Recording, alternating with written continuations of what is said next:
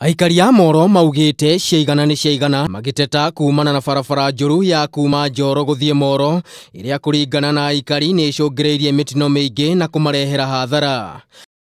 Kuringana na aikari aya, marima barabara-ini no ni marehete morito hari uhuri wa biashara ona ningi gucungireria mitino.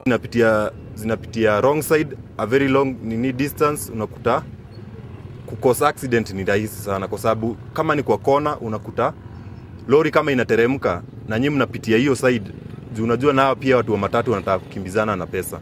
Nakuru ni imeongeza bei sana.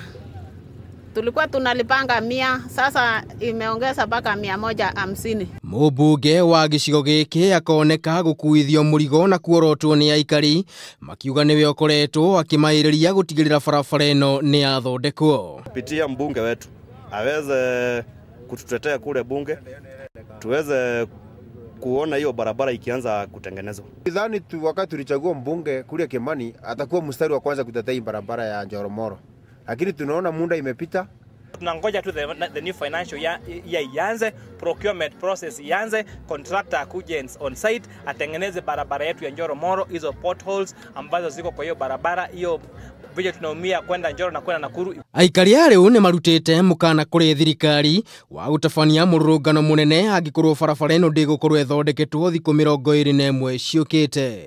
Ngiribotera Kameme TV, ritwa riakwa ni Maina wa Mwangi.